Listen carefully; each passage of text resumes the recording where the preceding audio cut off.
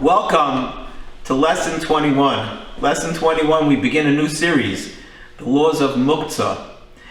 The name of the channel is the Shabbos Kitchen. We're going out of the kitchen to expand to discuss the laws of Shabbos in general and how they apply to each and every one of us. The laws of Muktzah are very, very detail-oriented, very complex. We hope not to go into the complex detailed laws of Shabbos. That's beyond what we're trying to do.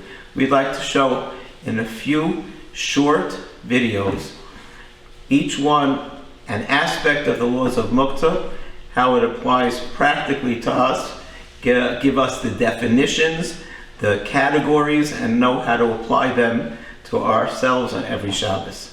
What does Muktzah mean? Muktzah means set apart, set aside from use on Shabbos. The laws of Muktzah state that things that are deemed to be Muktzah should not be handled and carried on Shabbos. The rabbis felt in order to protect the integrity of Shabbos, they would say we are going to create this prohibition of Muktzah. If a person isn't carrying things in their hands on Shabbos, they won't carry them from the private domain to the public domain. If you don't have a hammer in your hand on Shabbos, you're not going to do construction with that hammer on Shabbos. And in general, if the more removed a person is from the things that they have in their hands during the week, the more you'll be able to create the special atmosphere of Shabbos. So what is the prohibition of Muktzah? Things that are deemed to be Muktzah cannot be handled, cannot be moved on Shabbos. You can't pick them up with your hands. Something that is Muktzah, and there's, as I said, there are many categories, and in the future videos we will see what some of those things, but a broken cell phone is Muktzah. A spool of thread is Muktzah. A spool of thread is used for sewing on Shabbos, which is a forbidden activity on Shabbos. Prohibition of Muktzah says you're not allowed to handle them, you're not allowed to pick them up. So I'm allowed to touch something that's Muktzah, except if the thing that I'm touching is going to move when I touch it, then I should not. Tiltul is asur. Touching a cell phone is okay, is prohibited. Is okay. Touching the candles okay if I don't move them. I didn't move the candlestick when I touched it. But something that is round and you'll move it when you touch it, you shouldn't touch it because it's going to move. The Gemara talks about an egg that was laid on Shabbos. The egg is Muktzah. Don't touch the egg that's laid on Shabbos because it's going to cause it to move.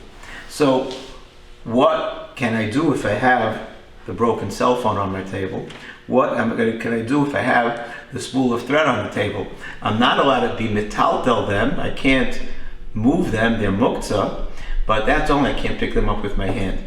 Most authorities hold that tiltul begufay, if you move it with another body part, and that's okay.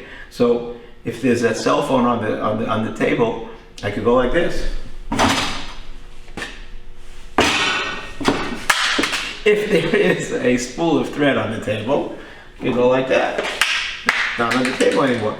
It's called tiltul begufay. If there's something on the floor that's in the way, then it's Muktzah. Kick it to the side. You find some money on the floor, tilt it, put it to kick it to the side. You'll be able to take it after Shabbos.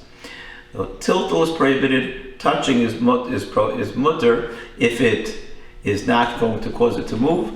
And tiltul begufay, moving it with body parts other than with your hand, and the normal way of moving it would be okay. There's another thing that is mutter also, and we spoke about this in the video of cleaning up the Shabbos table.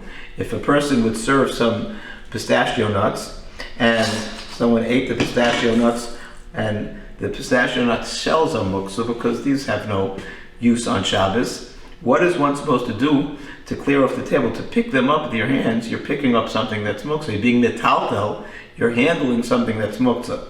There's something called tiltul minatzad, indirect movement. You could take, for example, a knife, and sweep the